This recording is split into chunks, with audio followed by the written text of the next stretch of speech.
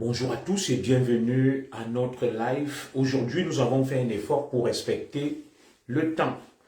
Il est donc 11 heures passées de 42 minutes en France. Nous sommes le vendredi 24 avril 2026.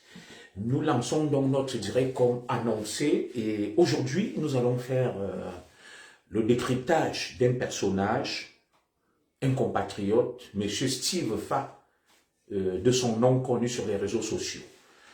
Nous n'allons pas verser dans l'outrance et la dérive. Vous savez, je suis un esprit éclairé.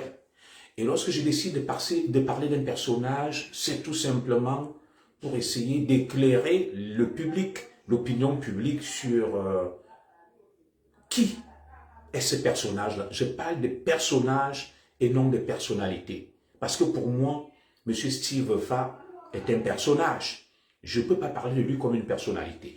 Aujourd'hui, donc, nous allons passer au peigne fin, décrypter et faire un zoom et même dézoomer le personnage Steve Fa. Je vais vous prier de partager le direct, de le sécuriser et de mettre des cœurs. C'est tout ce que je vous demande. Il n'y a rien d'autre que je vous demande.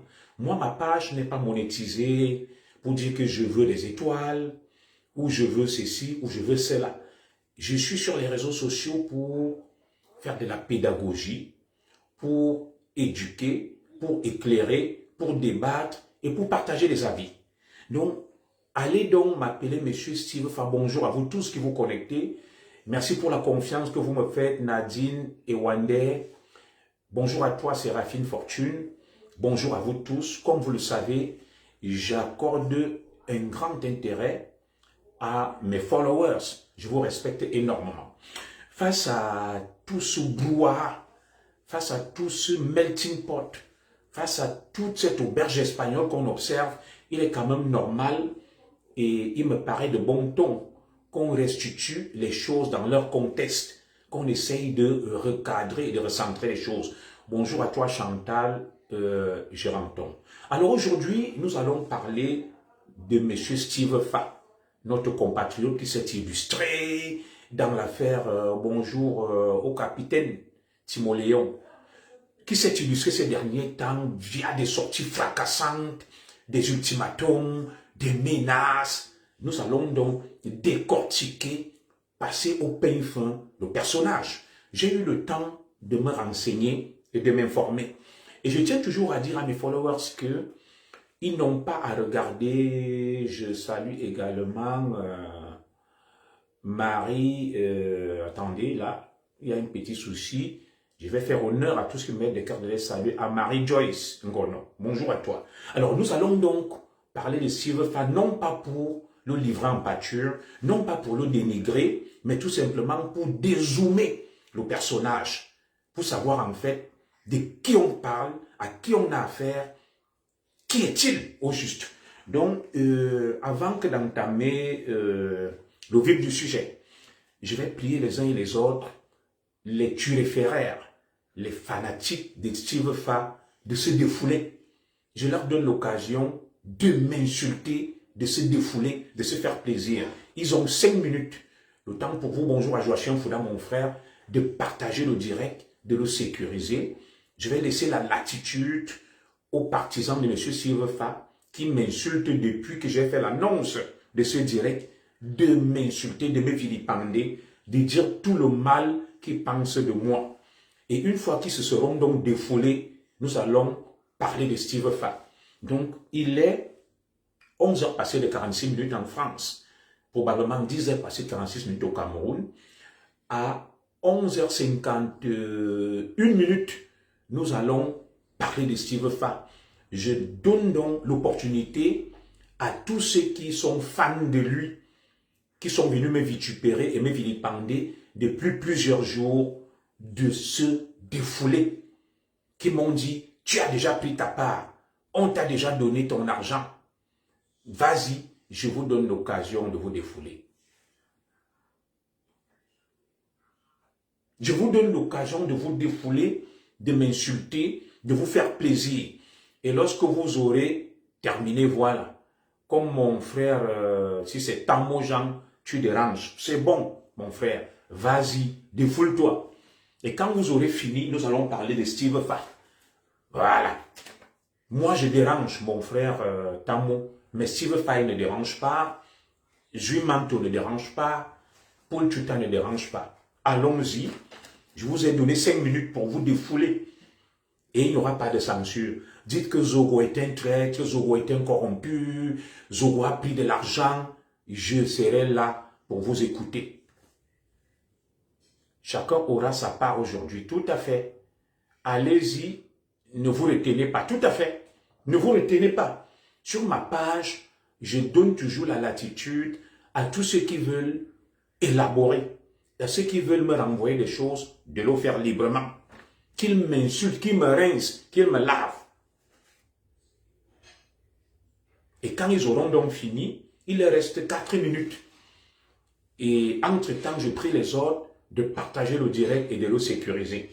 Donc, au terme donc de ce temps que je leur aurai accordé, nous allons parler de leur Dieu, Steve Fa. Je remercie donc tous mes nombreux followers à travers le monde qui partagent le direct, qui sont toujours connectés, qui me font confiance.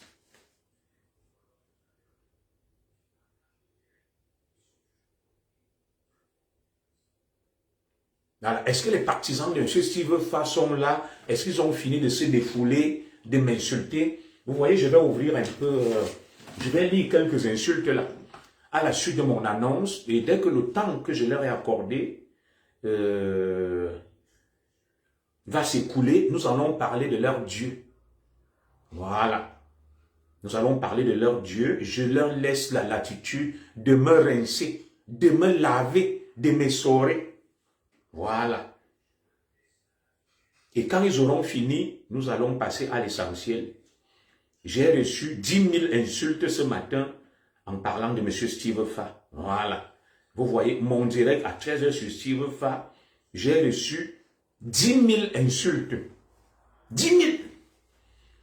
Donc là, il nous reste 3 minutes pour que les partisans de M. Steve Fa ne se sentent pas lésés, muselés, bâillonnés, ostracisés.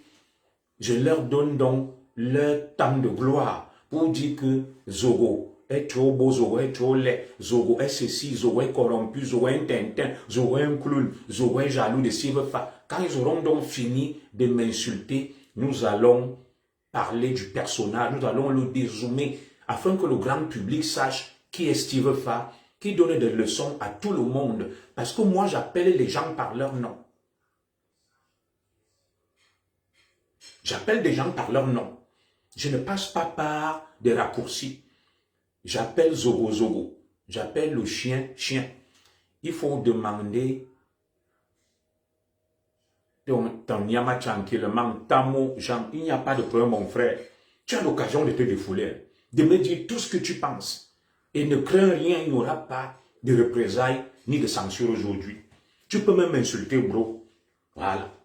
Défoulez-vous et comme ça au moins, ça va vous faire plaisir. Lorsque vous aurez fini de vous défouler, on va aborder le sujet. Il reste 1 minute.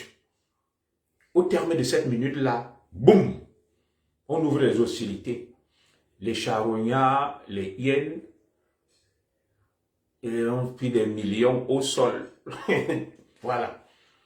Chacun doit se défouler et dire ce qu'il pense. Alors, nous avons donc laissé le temps aux partisans des insultes, de l'invective, et ceux qui ne supportent pas la contradiction de s'exprimer, de dire ce qu'ils pensent. Et maintenant, nous rentrons dans le vif du sujet. Mesdames et messieurs, j'ai pris le temps de m'informer, de me renseigner sur le personnage Steve Fa, le modèle de la jeunesse camerounaise, le modèle de réussite qui a été décoré par l'État du Cameroun. C'est lui-là même qui donnait des leçons à tout le monde. Vous avez vu de manière tout à fait spectaculaire et rocambolesque, il a adressé un ultimatum à M. Mbieno, son frère Bamileke, pour lui dire, je te donne tel nombre de minutes. Si tu ne libères pas Aïcha, tu vas voir ce que je vais te faire. Face à ça, j'ai dit, ce Cameroun même, on ne le comprend plus. Je ne sais pas. Qu'est devenu Steve Fa? Qui est-il? pour parler de manière aussi péremptoire, de manière aussi sûre, de manière aussi arrogante. Comme si c'est lui qui dirige le Cameroun. Il fixe un ultimatum à un citoyen qui a saisi la justice camerounaise afin qu'elle tranche au nom du peuple camerounais. Steve Fa lui reproche à M. Mbienou d'avoir saisi la justice camerounaise.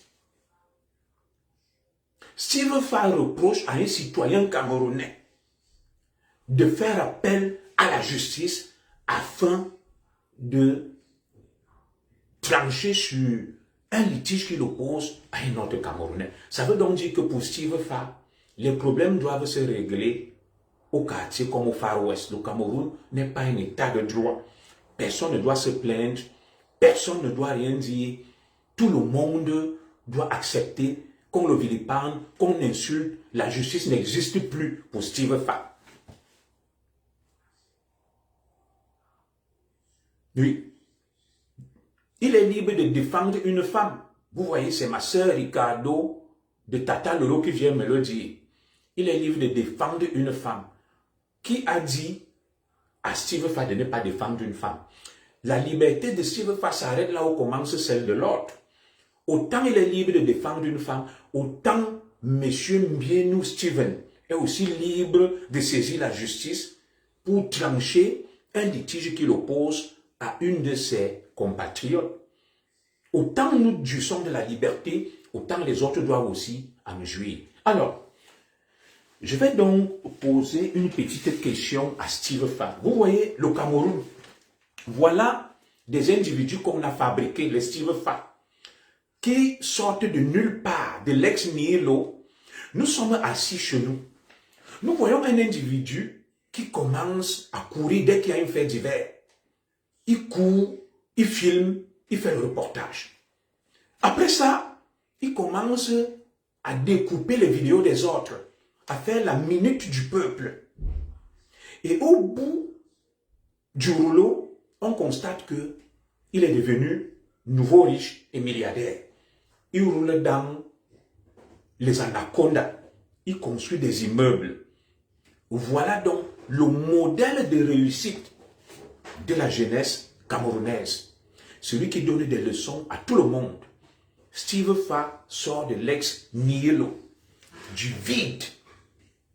Il commence à courir à gauche, à droite. Dès qu'il y a un fait divers, il se lève.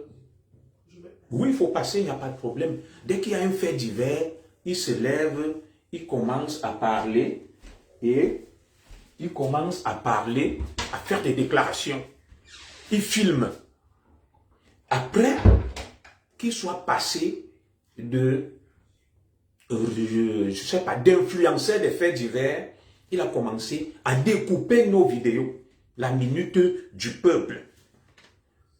Après, dans la minute du peuple, Steve Fa est devenu ami des ministres milliardaires. De manière miraculeuse et soudaine. Voilà la réussite au Cameroun. Et à ce jour, ce Steve Fa a été décoré. On dit donc à tous les Camerounais que faites comme lui. Partez du néant, enrichissez-vous sans savoir comment, et puis vous allez devenir des modèles. Alors, lorsque j'active mes réseaux, bonjour à toi ma coordonnatrice Guylaine Chapuis, pour savoir qui est Steve Fa. Voilà ce qu'on me dit sur le personnage. Vous voyez Steve Fa, on va essayer de faire une étude analogique et comparative entre Steven Mbienou et Steve Fa. Steve Fa reproche à M. Mbienou de saisir la justice camerounaise pour trancher un litige qui l'oppose à une de ses compatriotes. Voilà le reproche de Steve Fa. Il lui fixe des ultimatums. Il lui dit, je te donne 10 heures pour qu'elle soit libérée. Et si ces 10 heures sont passées, tu verras ce que je vais te faire. On s'arrête un peu là. Quand j'ai vu ça, je me dis, waouh, dans quel pays même nous vivons où on fabrique des ectoplasmes, des personnages creux et vides qui deviennent les parangons, le modèle, l'exemplarité de la réussite, qui deviennent les phares de notre société. Le Cameroun de demain que nous voulons mettre en place. Lorsque vous voyez Steve Fa, je ne vais pas m'attaquer à lui, à sa vie privée. On ne sait pas d'où il vient. A-t-il même une femme? A-t-il déjà une copine? A-t-il des enfants? Nous ne savons pas. Au Cameroun, le succès est miraculeux. Tout le monde peut devenir riche et milliardaire du jour au lendemain sans savoir comment il a fait. Et on commence à l'ovationner et à le décorer. Voilà la réussite à la camerounaise. Alors, lorsque nous prenons notre Steve Fa marche avec tous les ministres. Il est proche de tous les ministres camerounais.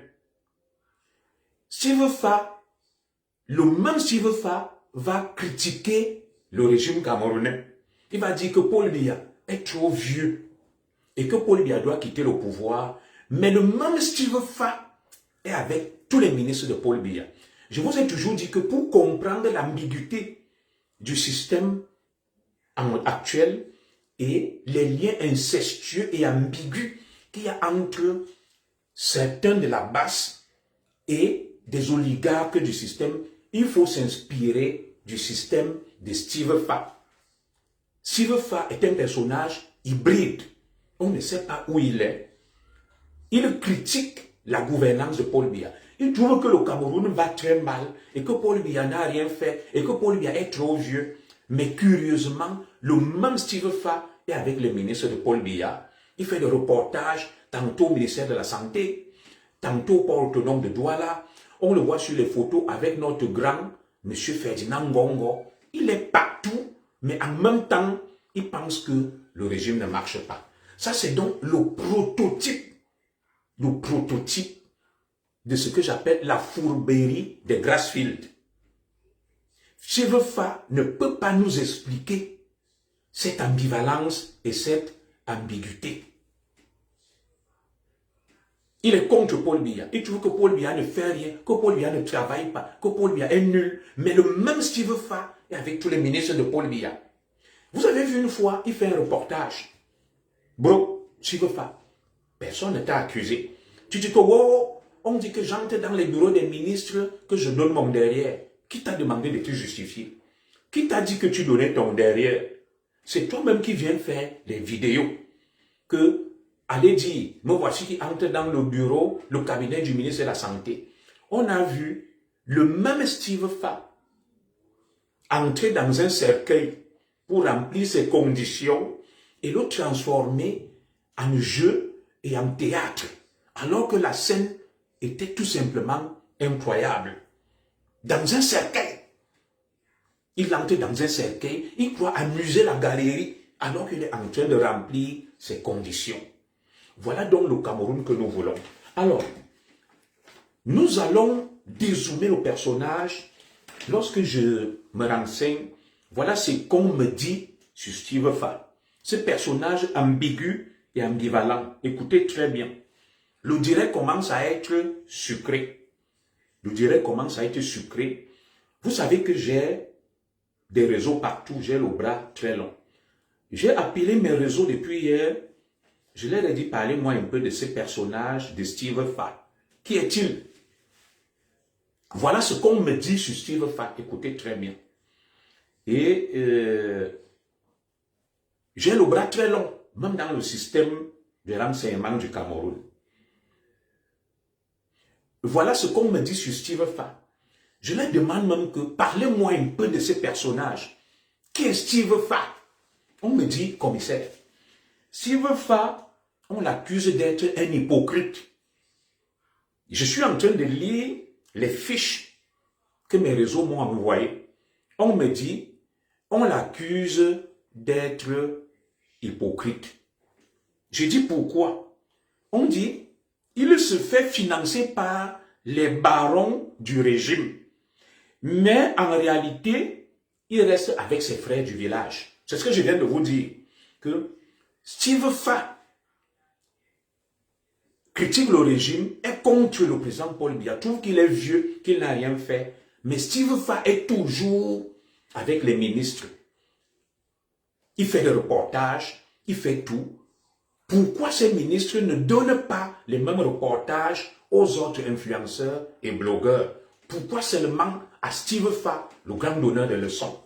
Lui-même, il sait ce qu'il fricote avec ces gens et ce qu'il donne en retour, parce que ces gens que nous connaissons, qui sont dans le siège du président Paul Biya, ils ne donnent rien pour rien.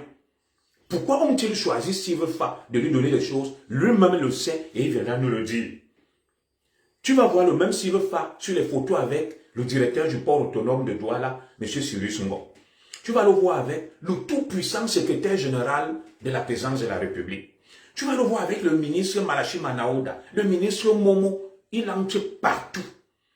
Pourquoi les autres influenceurs n'ont pas le même accès auprès de hauts dignitaires? Et regardez, les gens me reprochent d'être opposant, qui ne peuvent pas m'accueillir, les membres du gouvernement. Mais les mêmes membres du gouvernement dont Steve Fa critique leur patron, leur créateur, Paul Biya, les mêmes membres du gouvernement sont avec Steve Fa. Quel paradoxe!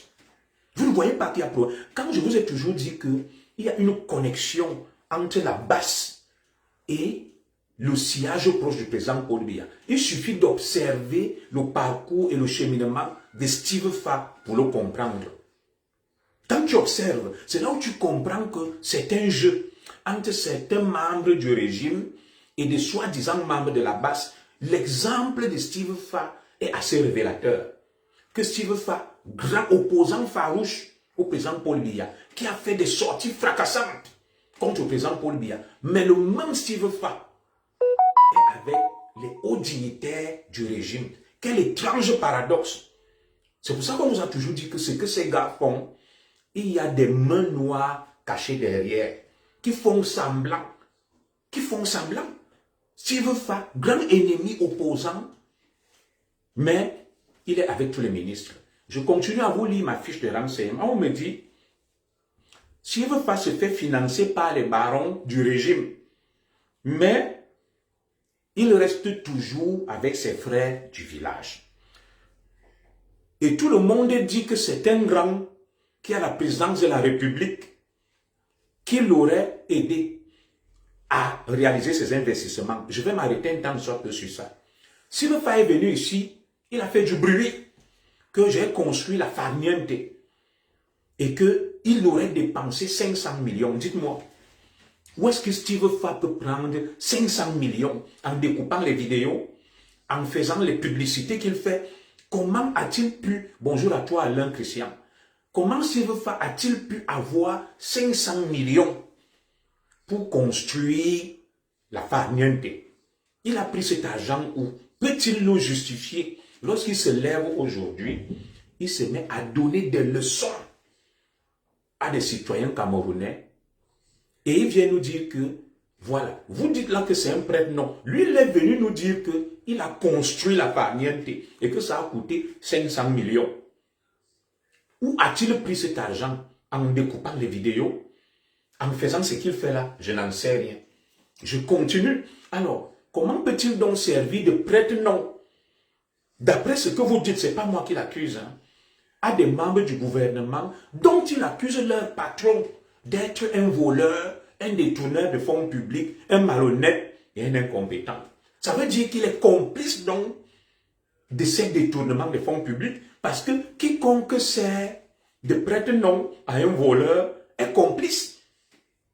Donc vous voyez donc les paradoxes du personnage, le clair-obscur, le sucré-salé, un pied devant, un pied derrière.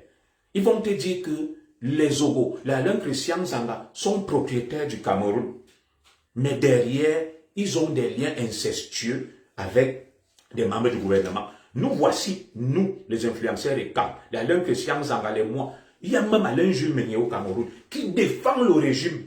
Alors que s'il veut faire critique le régime, vous avez déjà vu un ministre recevoir Alain Jules Meignet ou Alain Christian Zanga. Disons que moi, j'ai attaqué Paul Biya. Pourquoi le même régime ne reçoit pas l'Alain Jules Meignet, l'Alain Christian Zanga et leur permet aussi de faire les reportages et de gagner des marchés publics? Et c'est ce Steve Fa qui va se lever, qui va aboyer, qui va hurler, qui va crier. Je vais continuer. Tout le monde dit que c'est un grand de la présidence de la République qui lui aurait donné l'argent pour construire sa fameuse farniente. Je ne donne pas le nom du grand, mais suivez mon regard. Voilà ce que la fiche de renseignement m'envoie sur Steve Fa. Ce qu'on m'envoie sur lui, je suis en train de lire. Hein. Et on dit qu'il connaît tous les ministres de la République, mais lors de la dernière élection présidentielle, ça commence à devenir intéressant. Il a fait campagne où et quand. C'est ce que les services secrets du Cameroun m'envoient sur lui. Que commissaire, parle à cet homme, dézoome-le, expose la vérité aux yeux de tous les Camerounais. On me dit, la dernière élection présidentielle, les gens vont mouiller le maillot, y compris moi qui vous parle. Steve Fa, qui est l'ami des ministres, on le voit avec tous les ministres, a-t-il battu campagne? Quelqu'un l'a-t-il vu en train de battre campagne pour ses amis qui le reçoivent dans les cabinets ministériels et lui donnent des marchés publics? Non. Qu'a-t-il fait pendant l'élection présidentielle? Pourtant, lui, il leur doit son ascension. Steve Fa, son ascension fulgurante. C'est les termes, n'est-ce pas, de la fiche des services de renseignement que j'ai reçu que Steve Fa leur doit son ascension fulgurante. Et que c'est grâce à sa proximité avec certains ministres qu'il a pu gagner des marchés. Et ils ont déjà donné ces marchés à quel fils et quand influenceur. C'est ce que mon agent me donne comme information. Que pourquoi les ministres et quand ne donnent pas les mêmes marchés aux influenceurs et quand ils les donnent seulement à Steve Fa. Nous continuons. Ils me disent que comment aujourd'hui le même Steve Fa peut se lever et dire que il appelle toutes ses relations pour faire libérer sa sœur, notre compatriote Aïcha. Il dit, il fixe un ultimatum. Je vais d'abord revenir sur la campagne. Steve Fa, pendant l'élection présidentielle d'octobre 2025, s'est sauvé au Canada.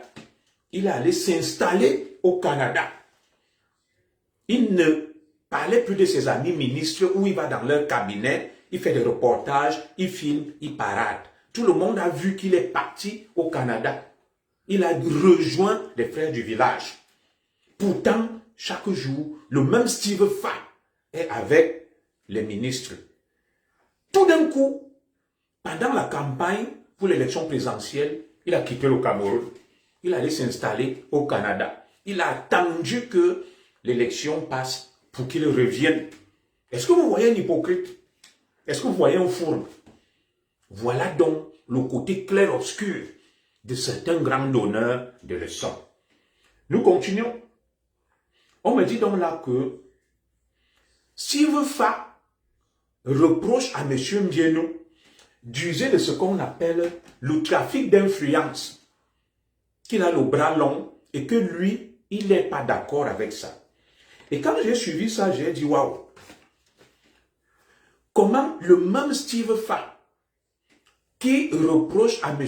Mbienou d'user du trafic d'influence menace M. Mbienou que s'il ne libère pas Aïcha dans 10 heures, il va passer des coups de fil et faire libérer Aïcha. Ça veut dire que lui-même, ce qu'il reproche à M. Mbienou, c'est exactement ce qu'il fait. C'est exactement ce que M. Steve Fa fait. Le trafic d'influence, les coups de fil. Lui qui reproche au gouvernement d'être incompétent, corrompu. Donc, il reconnaît la possibilité de passer des coups de fil. Donc, quand j'analyse ça, je dis, waouh.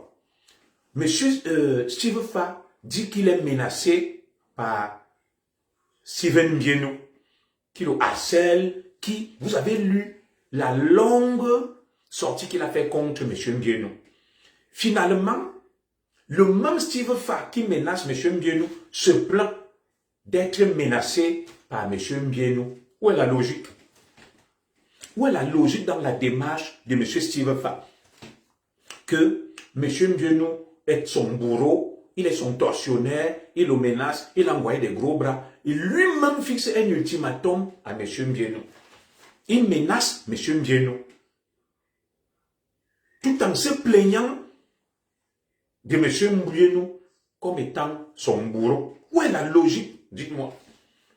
Sauf s'il est fou. Le même Steve Fa se plaint de la persécution de Mbienou et dit qu'il veut protéger Aïcha. Mais curieusement, le même Steve Fa n'arrive pas à se protéger contre M. Mbienou. Mais il offre sa protection à Aïcha. Dites-moi où est la logique dans cette démarche-là. Il se plaint de M. Mbienou, que M. Mbienou est son bourreau. Il se plaint de M. Mbienou, que M. Mbienou est son bourreau. Il se plaint que M. Mbienou use du trafic d'influence et passe des coups de fil. Il dit qu'il n'est pas protégé, il demande la protection par rapport aux menaces de M. Mbienou. Mais lui-même menace M. Mbienou. Fixe des ultimatums à M. Mbienou et dit qu'il va passer des coups de fil pour obtenir la libération de Aïcha.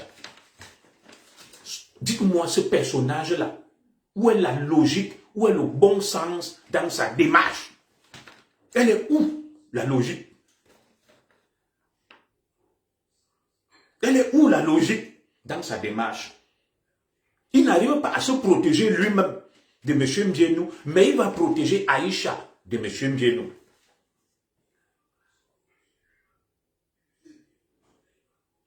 Et M. Steve Fa se plaint de M. Mbienou, de l'eau torturée, de l'eau menacée.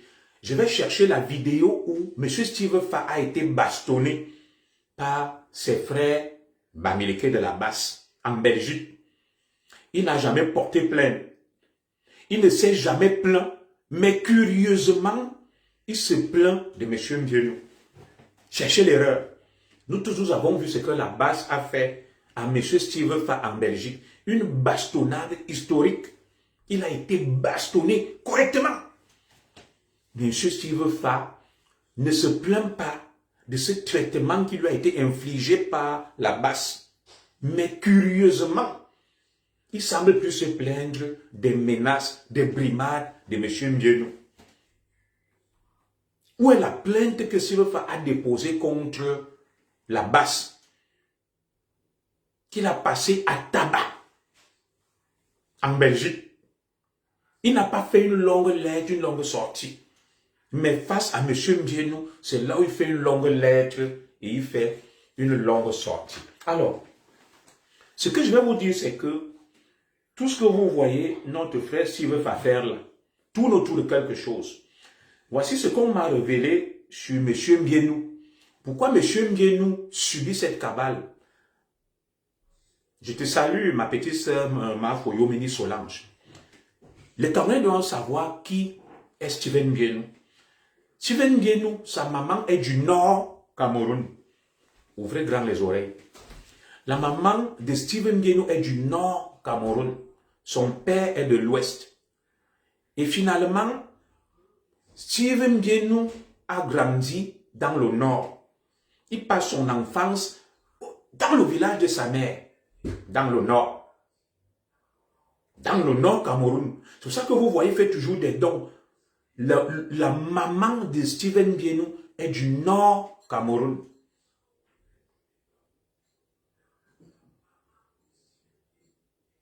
Du Nord Cameroun. Et il passe donc son enfance dans le Nord. Après donc, le Nord, oui, je te salue, Jeanne d'Arc Ignobé. Merci, tu vas bien? Voilà. Je salue tout le monde et autant que je peux. Vanessa, Abagne, Amania, je vous salue et tout ça. Alors, Steven Mbienou, après donc le Nord, va venir passer, non, sa mère est Bamileke. Je vous dis que la mère de Steven Mbienou est du Nord. C'est son père qui est Bamileke. Et il va donc passer son enfance à Yaoundé, en Kolbison, l'adolescence. Et Steven Mbienou parle couramment la langue Eton. Il parle couramment la langue. Je vous dis, Steven Biénou, sa mère est du Nord. Je suis en train de lire la fiche de renseignement qu'on m'a envoyée. Je vais vous prier de sécuriser le direct. Vous voyez, on a été interrompu là. Le direct est fortement menacé. Vous voyez ceux qui ont des milliers de followers. On ne menace pas leur direct. Mettez des cœurs. Ils n'aiment pas la vérité. Quand je vous dis que Junior Zogo n'a pas 2000 personnes, mais la vérité de Junior Zogo dérange. Vous voyez donc le direct est fortement signalé. Le direct est menacé parce qu'ils ne veulent pas la vérité. Ils se sont mis dans le noir et ils signalent fortement le direct. Ils ont fait passer le message. Si vous voulez que je parle, mettez des cœurs. Je ne vois pas des cœurs là. Sécurisez le direct. Sécurisez-moi le direct. L'image est figée. Il n'y a plus rien. Mettez des cœurs. Sécurisez le direct, s'il vous plaît. Je vous prie de sécuriser le direct. Sécurisez le direct si vous voulez qu'on continue, s'il vous plaît. Mettez des cœurs. Je ne sais pas ce qui se passe. Vous voyez qu'on a été fortement perturbé et interrompu. Est-ce que vous m'entendez ou pas? Je vous prie de sécuriser le direct. Est-ce que vous pouvez sécuriser le direct? L'image est figée. Je ne vois aucun cœur. Je ne vois rien. Sécurisez le direct, s'il vous plaît. Sécurisez le direct, s'il vous plaît. Bon, je crois que là, j'ai un problème avec l'image qui passe en direct et de l'autre côté, le direct qui continue. Mettez des cœurs, sécurisez le direct. Nous continuons donc, parce que je contrôle de l'autre côté.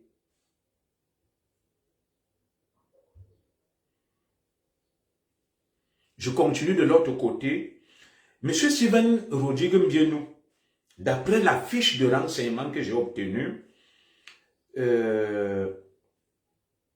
sa mère est du Nord, Cameroun, et il a grandi en Colbison. Il parle couramment la langue étonne. Vous entendez ça? Et l'inimitié de ses frères du village vis-à-vis de lui vient de quoi? Je vous prends Steve Fa et je prends Biénou Steven. Biénou Steven ne travaille qu'avec les étangs. D'ailleurs, le nouveau directeur de OneXBet Cameroun qu'il a nommé s'appelle Ondoa Joyce. Et on m'a dit que c'est ça qui énerve donc beaucoup. Je suis en train de lire. Hein. Steve Fa, Steven Biénou a grandi en Colbison. Il parle couramment étonne. Et Steven Biénou aime travailler avec les écans et les bêtis et les nordistes. Et ça énerve beaucoup ses frères du village, notamment Steve Fa. Alors,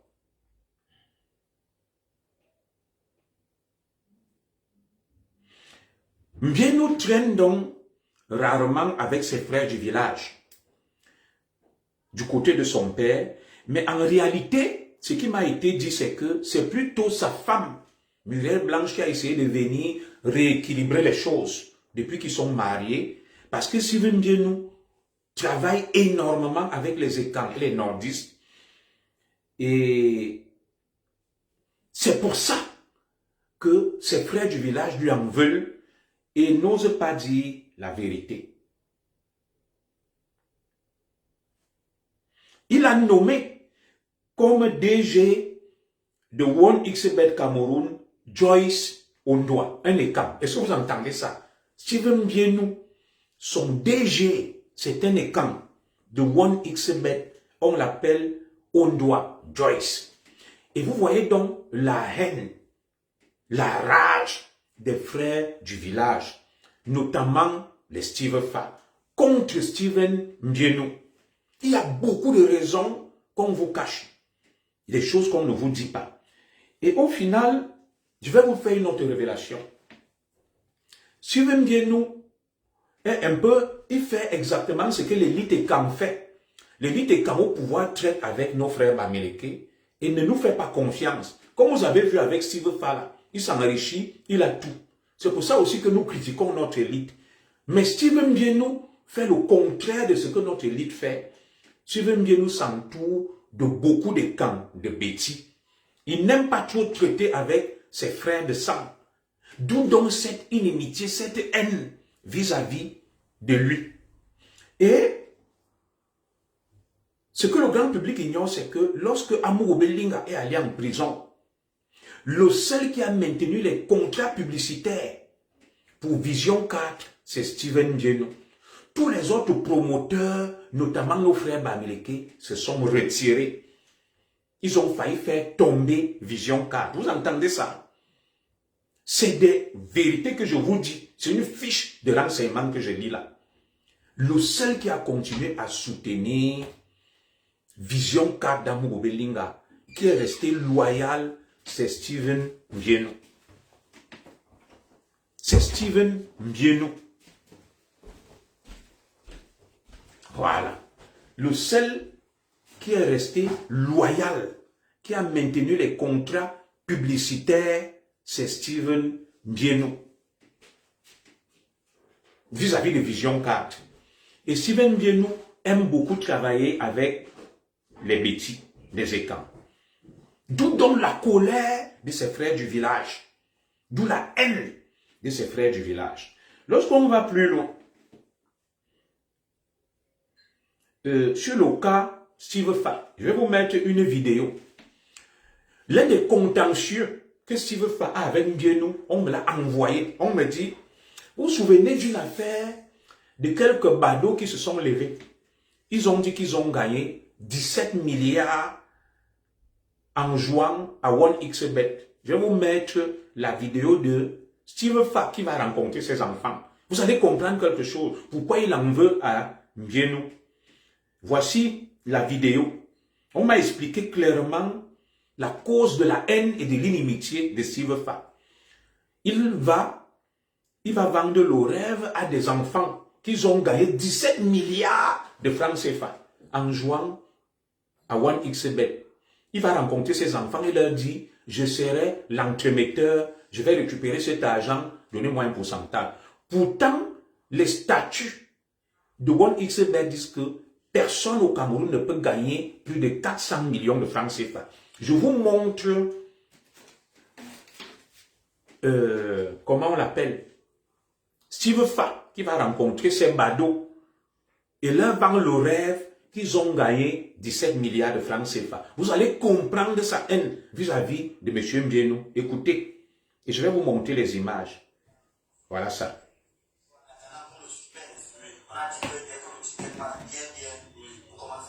Attendez, hein. Attendez. Oui, quand le match finit, on veut se connecter. Ça fait comme vous avez vu au niveau du téléphone. Voilà. C'est pour ça que j'ai du mal à m'exprimer là. Donc ce soir, je suis au bureau quand ces deux enfants sont arrivés. Et puis voilà, ce sont eux qui font le buzz sur les réseaux sociaux par rapport à l'histoire de 13 milliards. Et après vérification, cette histoire est bel et bien vraie. Ils ont gagné 13 milliards chez 1xBet. Une société de paris en ligne, c'est ça, non? Donc, tu vas expliquer, c'est de rapprocher la caméra. Est-ce que tu es dans cette... Voilà. Vous voyez ces petits cagoulés des badauds. L'affaire de 13 milliards avec 1xBet. Il faut qu'on éclaire les Camerounais sur ça. S'il veut faire, monte une histoire grotesque. Va voir des enfants des badauds et leur faire croire qu'ils ont gagné 13 milliards en jouant à 1xBet. Le budget de plusieurs ministères du Cameroun. Et vous voyez ces enfants cagoulés. C'est une scène digne d'un film de Hollywood. Il est assis. Je vais vous dire pourquoi ça tourne mal et il a la haine aujourd'hui. Écoutez. Nous avons joué dans un coupon, comme on appelle souvent à NB. Nous avons joué un coupon de 13 matchs. 13 de 36 matchs, pardon. 36 matchs. 36 matchs à une somme de 90 francs. Le dernier match, il restait 3 matchs. Oui. Il restait joué hier. Oui. Cameroun, PSG et la Roma. Gamou, PSG, la Roma, c'est 3 matchs qui devaient se jouer. Ça veut dire que pendant un mois, c'est un ticket, en fait, pourquoi on explique bien, pour que les gens comprennent bien. Pour valider un ticket un mois avant, ça veut dire que tous les matchs vont se jouer durant ce mois-là, sont dans ce ticket, ils doivent gagner. Donc vous devez, je ne sais pas comment on dit ça. Ça va arriver en fait, comme on dit ça, nous devons valider tous ces matchs. Ça veut dire que jusqu'à hier, tous les autres matchs avaient été validés. Hier, c'était les 3 derniers matchs qui restaient. Oui. Le premier match se jouait, quand vous se jouez les coups 10 Paris se jouait 12 h 13 h. Oui.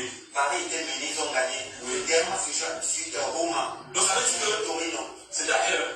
À 18 h, le dernier match se jouait à 18 h Roma. Ça veut dire qu'à 18 h, tu avais ton truc à main. Tu voyais là que si Roma gagne, tu as 13 milliards. Et ils ne proposaient pas. Qui ne proposait pas? Ils ne proposaient pas. D'habitude, lorsque tu as gagné, ils proposent. Ils proposent. Si tu dois gagner, comme tu vas gagner un ticket de 300 000, oui. Et qu'il te reste un dernier match, oui. Ils commencent à te proposer même 100 000, 90 000 quand tu as gagné 300 000. Ah, on vous dit que soit tu regardes ce match et tu peux perdre. Soit tu peux vendre pendant que le match se joue. Oui. Mais ils n'ont pas compris. Ça signifie que si le match rate, au moins tu vas gagner. Tu vas gagner. Si le match entre, tu perds le reste. Tu perds le reste du reste général. Justement, ça c'est une très bonne politique d'ailleurs. Oui. Donc ils n'ont pas proposé. Oui. Maintenant, quand la Roma a marqué à la 26e minute. La Roma a marqué à la 26e.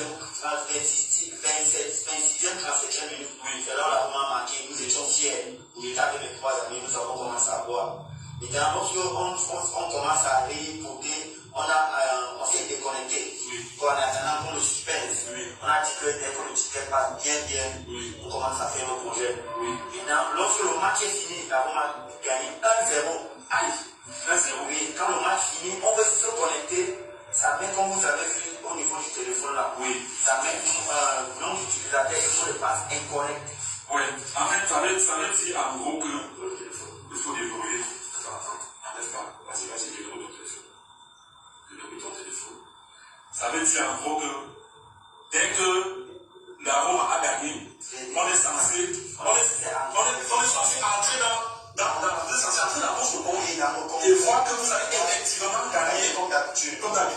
Parce que d'habitude, quand vous gagnez, qu'est-ce qui se passe quand vous gagnez d'habitude? Lorsqu'on gagne, on t'envoie ton nom dans ton compte et tu retires par mobile money comme tu veux. Quand tu pars à la maison, c'est à toi de choisir. Tu envoies dans un compte bancaire, c'est comme tu veux. Ah, d'accord. Donc, dès que c'est arrivé comme ça, ils ont vous êtes entré dans le compte et c'est ce qui s'affiche là. C'est ce qui s'affiche là. On a dit compte. Nom d'utilisateur, mot de passe incorrect. Nom d'utilisateur ou mot de passe incorrect, justement. Après, comme ça s'est passé, il était pratiquement 20 h. Alors, le match est fini à 20 h. Il était 20h37, 36. Maintenant, à 21 h, le service nous a fait appel. À la service, le service vous appelez à 21 h. À 21 h. Est-ce que vous les avez appelés au faire? Non, on appelle ça, on fait une requête. Une requête de la bilan. Que nous avons un problème. On a fait une requête, le service nous a fait appel à 21 h. Pour dire que l'homme qui nous a appelé nous dit notre compte est saturé. Votre compte est saturé. Tout ça, c'est ça qui est bloqué. Et puis on attend 40 minutes. Et qu'ils vont nous restaurer le compte tranquillement. Et puis les 30 minutes là, nous sommes partis aujourd'hui à la poste. Quand nous sommes partis, et Sof nous a fait comprendre que c'est comme il faut qu'on cherche où arranger le problème.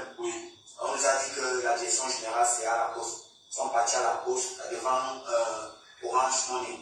La dame qui était là-bas a commencé à nous expliquer qu'elle a tapé la machine. Elle nous dit que non, on n'a jamais existé. Donc on n'a jamais joué un SBM.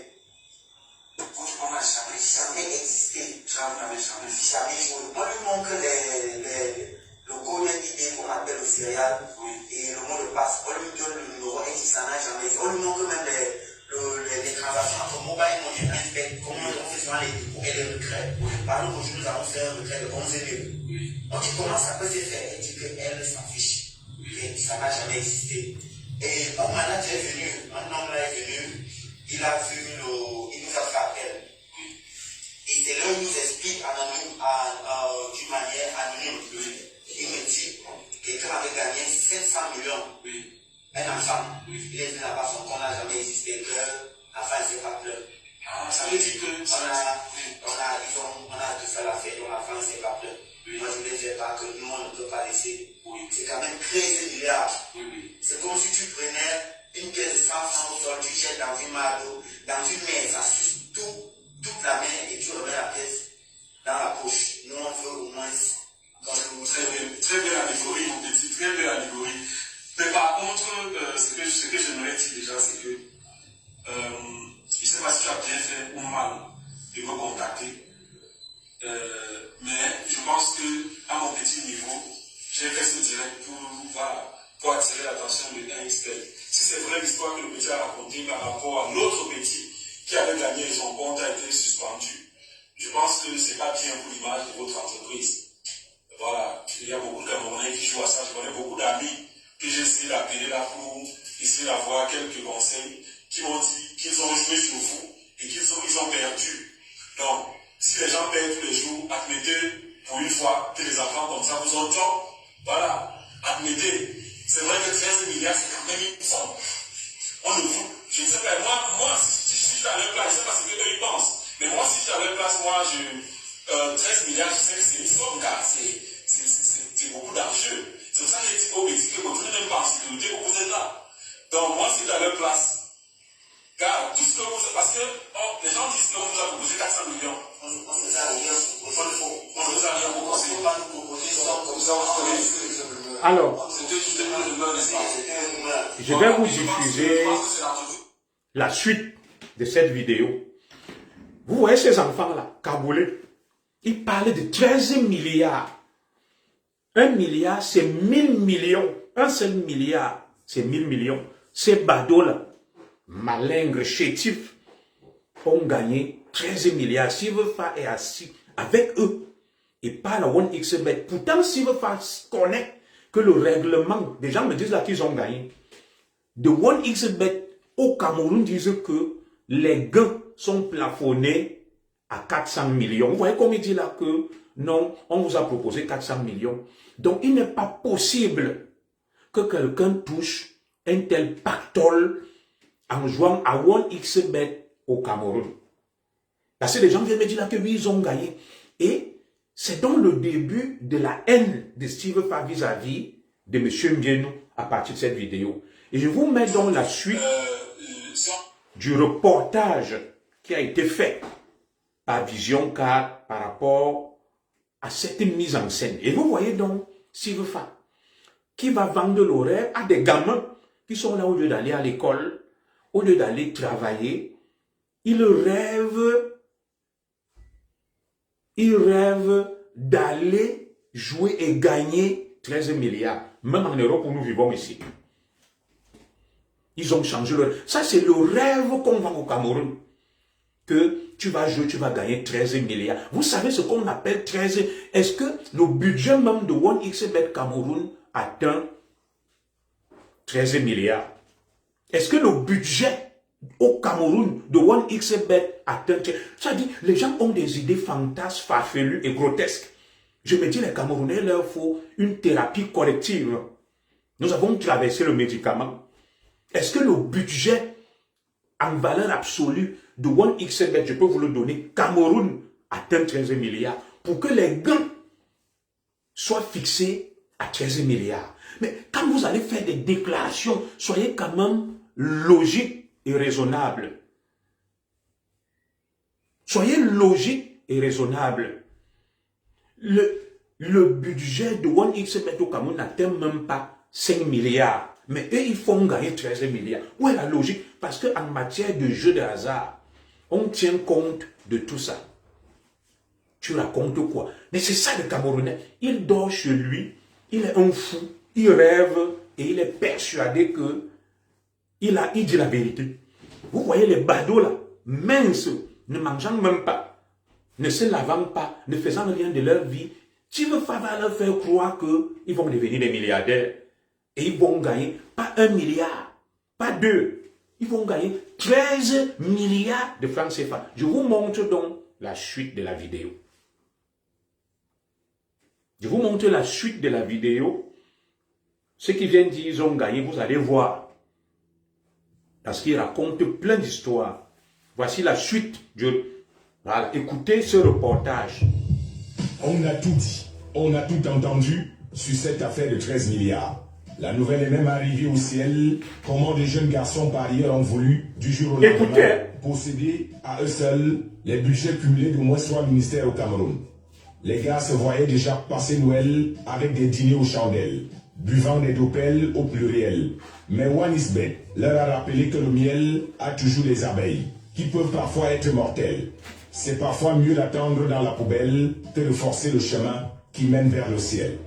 L'équipe de grands reportages a, comme toujours, attendu que le temps des émotions et des convulsions passe. Écoutez. Pour enquêter et donner sa version. Dans l'élément qui va suivre, nous allons à la rencontre des acteurs mis en cause. Voici un document exclusif. Écoutez, hein. De Vision 4 Télévision. Écoutez.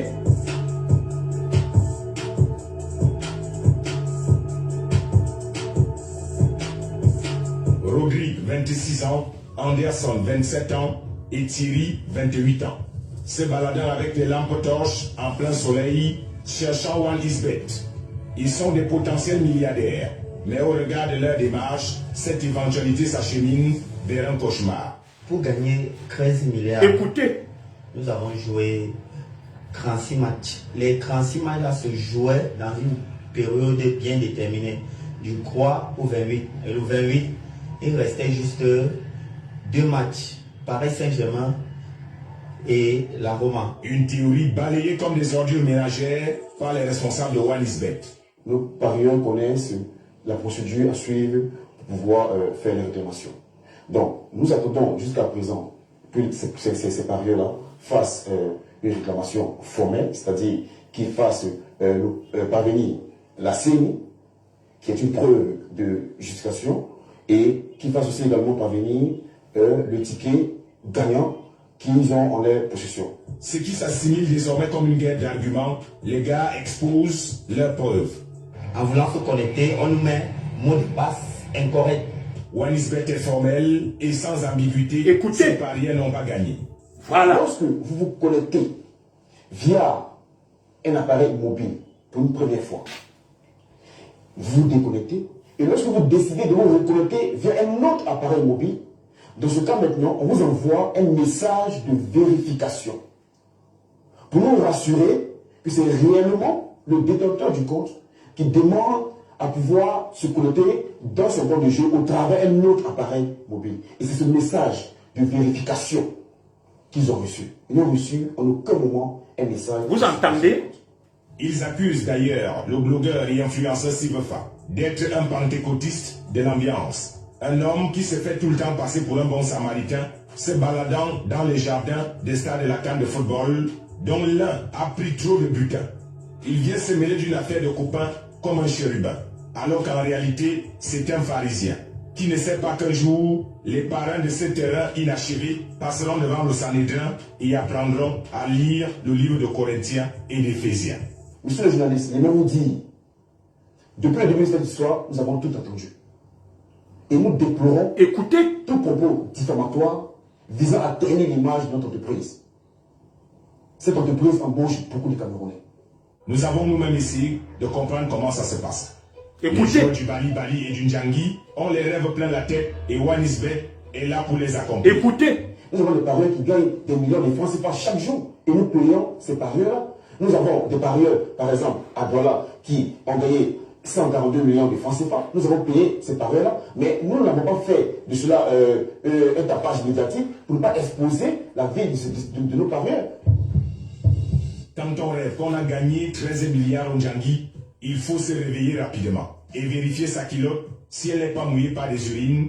Parce qu'il y a des blagues, lorsqu'on vous les fait dans votre sommeil, il faut éviter de ronfler. La police des jeux de Wanisbet est en clair. On ne peut excéder un gain de plus de 400 millions de francs CFA. Voilà. Comment les parieurs de tous les... Vous avez entendu, non? Que Zoro, ils ont gagné. Tu mens. La police des jeux de OneXBet est claire. On ne peut excéder un gain de 400 millions. Donc, OneXBet, ils sont des fous. Ils mettent des gains qui valent 4-5 fois leur propre budget. Ça veut dire qu'ils tournent à perte. Des gamins restant au quartier de Nangamboko, on leur vend le rêve. Silverfa se déplace et va leur faire croire qu'ils ont gagné 13 milliards de francs CFA. C'est le début de son inimitié avec son frère, M. Mbieno. Parce que Silverfa, qui a le gros cœur, il avait déjà les yeux rouges. Qu'est-ce qu'il y a?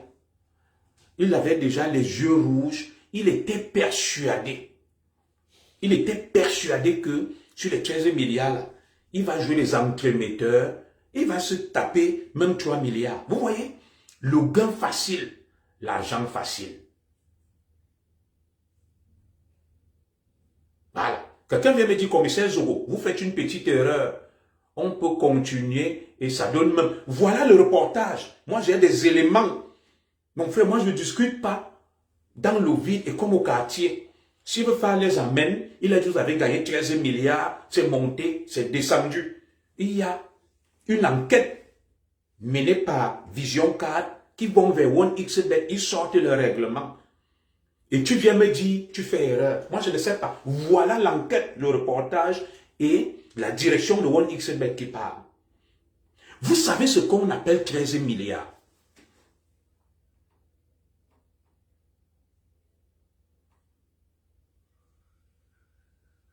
Vous savez ce qu'on appelle 13 milliards de francs CFA.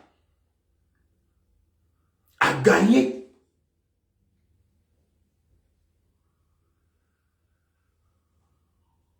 « 13 milliards de francs CFA. Vous avez déjà entendu ça au Cameroun, que quelqu'un a même gagné dans les jeux de hasard 1 milliard de francs CFA. Donc, c'est des gamins de 20 ans, 26 ans. Vous les avez vus là, des Nangamboko. Ils ne partent pas à l'école, ils ne font rien de leur vie. Ils attendent, s'il veut leur a dit, vous allez devenir des milliardaires. La vie du rêve.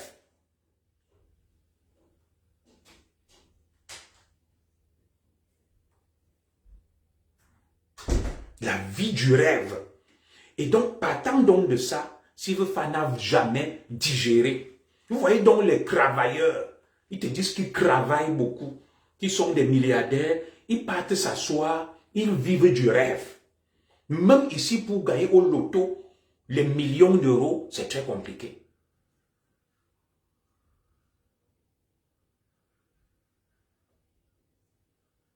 Voilà.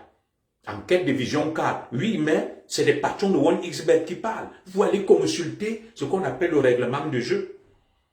13 milliards de francs CFA. Mais il y a des rêves même qui sont fous, qui sont trop beaux pour être vrais. Et voilà donc Silverfa qui monte à gauche, à droite, là où il y a des histoires d'argent tordues. Ce n'est que là qu'on entend parler de lui. Voilà donc le modèle de la jeunesse qui part réunir des enfants, des lunatiques et leur faire croire que les gars, vous êtes devenus des milliardaires.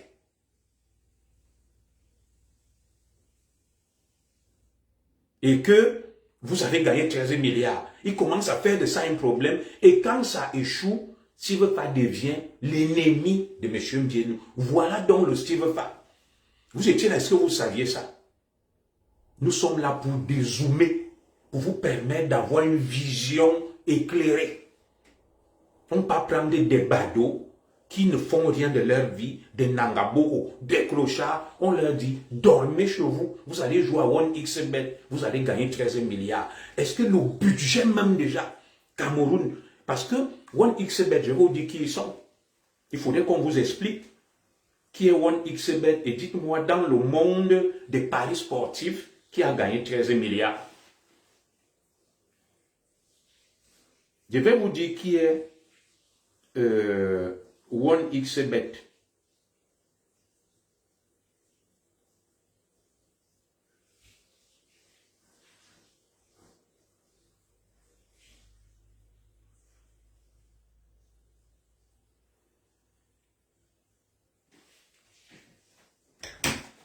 Je vais vous expliquer qui est 1xBet. C'est une holding. C'est une filiale, c'est une multinationale On va en arriver. Tac, tac, tac. Je vous dis qui est 1xBet. Très bien. 1xBet est une multinationale russe, à capitaux russes, qui sponsorise la Ligue des Champions, la Coupe du Monde de football, la Coupe du Monde de basketball, la Coupe du Monde de rugby, la Coupe d'Afrique des Nations, l'Euro, les championnats d'Europe, Espagne, Angleterre, Italie, France. 1xBet sponsorise la Formule 1 aux Émirats Arabes Unis. C'est une grosse machine financière internationale, appartenant aux Russes, mais dont le siège est à Chypre. Vous entendez ça? Alors, ce que je vais donc dire à notre frère, s'il veut faire, c'est quoi? Monsieur Mbienou a fait ses études en Russie. Les Russes lui ont confié la gestion de leur holding pour l'Afrique. Il a pris l'argent des Russes. Il est venu avec au Cameroun pour créer des emplois et investir et faire travailler des Camerounais et les Africains. Steven Mbienou n'a pas volé l'argent de la ligne 94. Steven Mbienou ne s'est pas enrichi au Cameroun. Mais Steve Fa, lui, on ne connaît pas la provenance de sa fortune. Donc, voilà donc un compatriote qui part. Les Russes lui font confiance, lui donnent des milliards pour venir investir au Cameroun et créer des emplois. On commence à le vilipender, à le vitupérer. Vous connaissez combien de familles vivent et travaillent grâce à 1xBet ramené au Cameroun par M. Mbienou Steven. Maintenant, j'entends certains arguments des frères du village qui veulent le dénigrer qu'il a amené le Njambo au Cameroun. 1xBet est une multinationale, vous avez suivi là, qui finance la Champions League, l'Euro et tout le reste, la Formule 1. Ça veut donc dire qu'il n'y a pas qu'au Cameroun où on va dire que le Njambo. Ça veut dire que le monde entier joue à ce Njambo. En France où je suis, il y a la Française des Jeux, il y a 1xBet, il y a le pari mutuel. Les gens parient, ça fait partie des jeux. Et tout ça dénote de la haine que les frères du village ont vis-à-vis de M. Mbienou. D'ailleurs, là on me dit, on ne comprend même pas pourquoi certains frères du village détestent la femme de Mbienou, Muriel Blanche. Parce que depuis qu'elle est avec M. Mbienou, elle a rééquilibré les choses. Que M. Mbienou recrute aussi bien les Bamileke que les Bétis et les Nordistes avec Muriel Blanche. Mais qu'on ne comprend pas pourquoi sa communauté Bamileke s'attaque à Muriel Blanche. Parce que depuis qu'elle s'est mise avec M. Mbienou, elle a rééquilibré les choses en faveur de sa communauté Bamileke parce que M. Mbienou fait exactement le contraire de ce que l'élite Ekam fait. L'élite Ekam, tous sont là, vous avez entendu, qui sont avec Sivefa. Ce sont les bêtis qui donnent les marchés à Sivefa, des reportages, des publicités. Mais ils ne vont jamais donner ces publicités à un Ekam. Maintenant que Steven Mbienou a aussi fait comme l'élite Ekam, lui, enfant Bamileke, pour travailler avec les Ekam, d'où la haine donc de ses frères Bamileke. Et le DG de 1xBet Cameroun, c'est un Ekam, Joyce Ondoa. Voilà. Est-ce que c'est encore lui qui est venu avec le PMUC? Voilà. Merci, Joséphine Lebel. On accuse Steven Mbienou d'avoir amené le Njambo au Cameroun. Voilà le PMUC, qui est une filiale française corse, qui est un Njambo. Pourquoi les Camerounais ne se plaignent pas? Tout ça, c'est la haine. Parce que M. Steven Mbienou a dit que je ne fais pas la politique.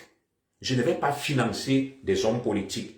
Il est proche de Samuel Eto'o, il est proche des Ekam. Ça énerve les frères du village. D'où cette chape de plomb, toute cette haine. Et hier, je vous disais que la politique de M. Mbienou, c'est un philanthrope, il dit, je préfère aider beaucoup de Camerounais, des petits, en leur donnant le code promo 1xBet, ils font la promotion, et à la fin du mois, ils leur donnent les 200 000, les 300 000, les 400 000. Mais la proposition qui lui a été faite par Steve Fa, je vous ai expliqué. Steve Fa lui a dit, je suis le blogueur le plus connu je te propose de travailler pour OneXBet et d'avoir l'exclusivité. Il a demandé beaucoup d'argent à M. Mbienou. M. Mbienou lui a dit, je préfère répartir cet argent entre plusieurs Camerounais que de te donner ça à toi tout seul. Voilà la deuxième cause de l'inimitié, de la haine, de l'aigreur, de la jalousie de notre frère Steve Fa vis-à-vis de M. Mbienou. Et qu'est-ce que M. Mbienou a fait de mal et de méchant? Qu'est-ce qu'il a fait de mal et de méchant? En disant que, au lieu de te donner tout l'argent, certes, tu es connu plus que les autres petits, mais je préfère répartir ça entre plusieurs petits. Vous allez voir, la plupart de nos petits influenceurs là, ils vivent de ça. Le code promo OneXBet. Et on commence à dire qu'il achète les gens.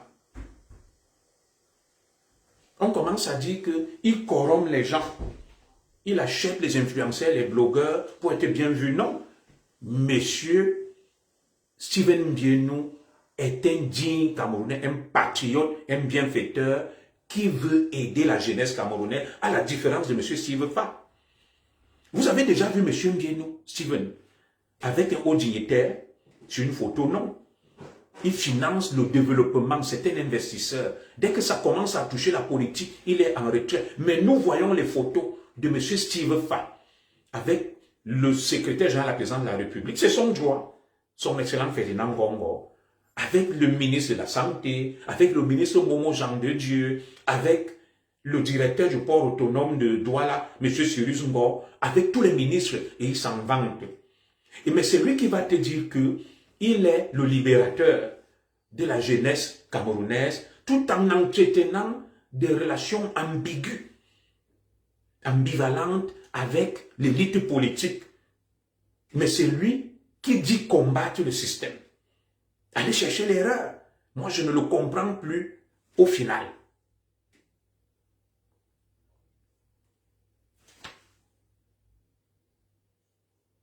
Oui, je ne le comprends plus au final.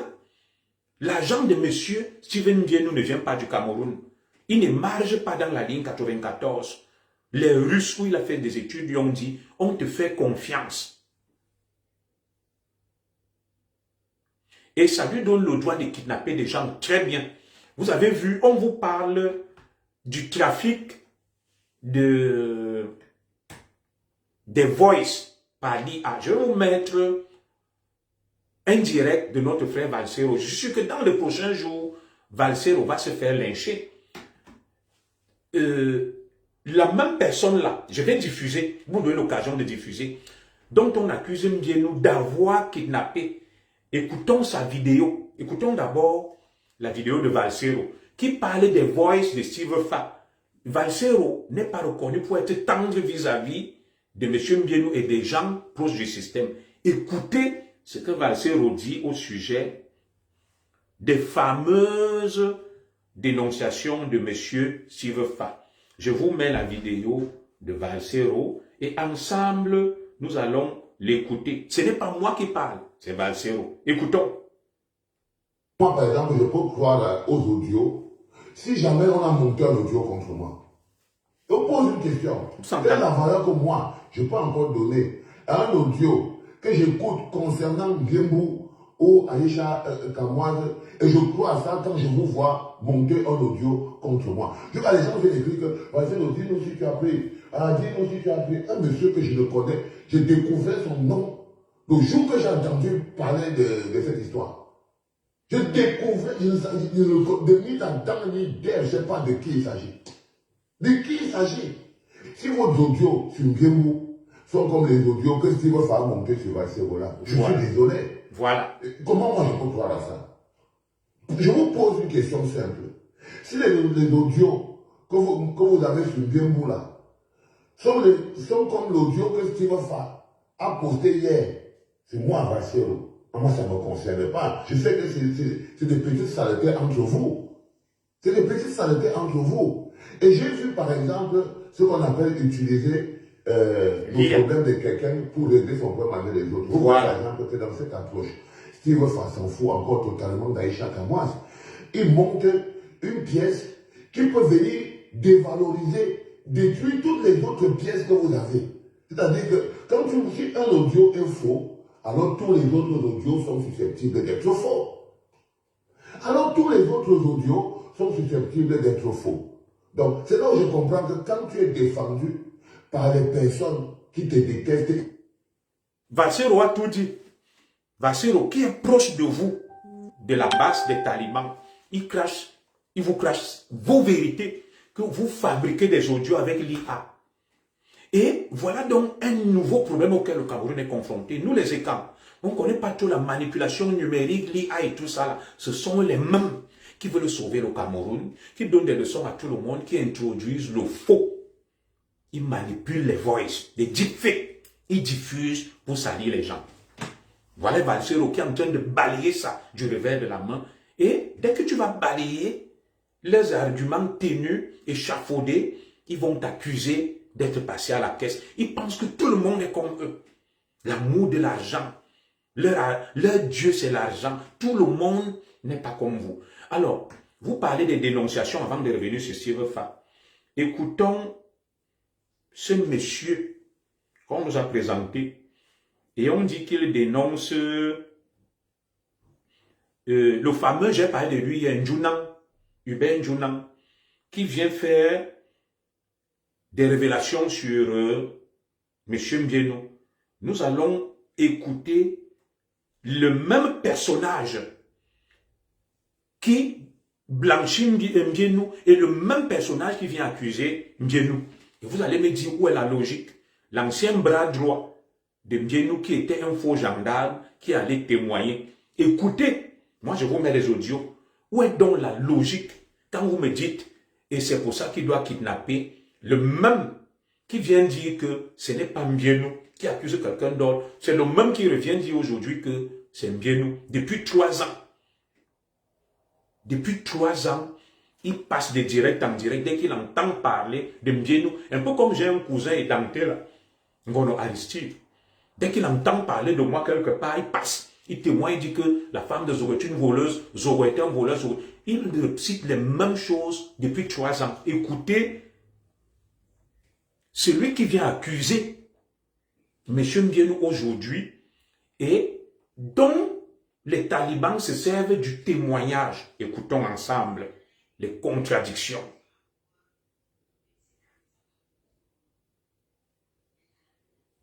Donc voilà, Njounan, un personnage obscur. Écoutez, hein. Chez moi avec les armes, vandaliser ma maison. Tu as montré pourquoi on dit que c'est... Il accuse le commandant de brigade Nkoulou. Écoutez. Tu as fait arrêter ma femme et mon enfant et mon beau-frère.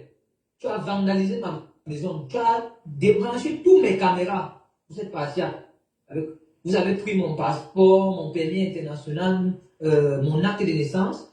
Je t'appelle pour te dire que grand frère, on dit qu'il y a les bandits chez moi. Tu dis que tu as un Mongo à côté. Or que c'est toi qui organisais tout. Grand, c'est méchant, hein, c'est méchant de ta part, mais quand on veut faire la mafia, il faut éviter les familles des gens. Il faut éviter les familles des gens. Voilà, il accuse le commandant de brigade Nkoulou. Et je vais vous mettre là où il parle de lui de manière expresse et claire. Braqué avec une tête de cochon grise. Vous m'avez braqué à 4, puisque toi vous étiez sain. Vous avez pris mon âme. Vous avez fait 4 jours avec mon âme. Vous m'avez dit, vous me donnez 2 jours. Si je ne m'aligne pas avec vous, vous finissez avec moi et ma famille. Bon, du coup, j'étais obligé de m'aligner avec vous, puisqu'il y a déjà une mort d'homme dans ma famille. Il y a une mort d'homme dans ma famille. Voilà la fille de ma grande soeur qu'on a tuée chez moi. Voilà la fille de ma grande soeur qu'on a tuée chez moi. Ça ne fait à peine 1 an. Ça fait à peine 1 an qu'on a tué la fille de ma grande soeur chez moi pour porter l'argent. Voilà la fille de ma grande soeur qu'on a tuée chez moi. Ça fait à peine 1 an. Ça fait à peine 1 an qu'on a tué la fille de ma grande soeur chez moi.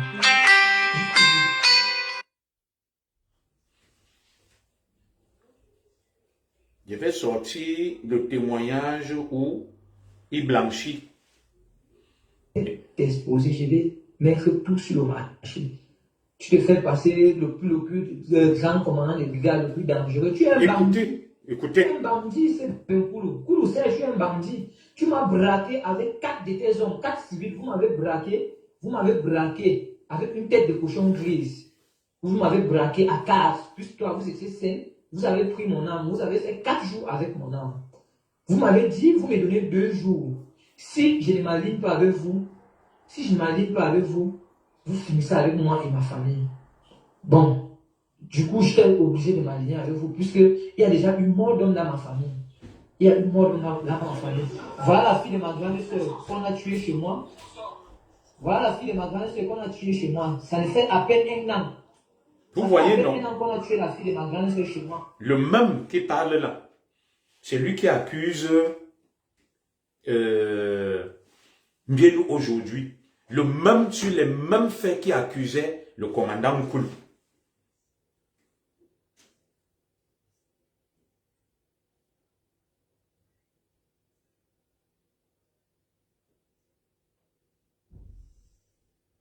Le même qui accusait le commandant Koulou est en train d'accuser M. Mbienou aujourd'hui. Le même. Le même, hein?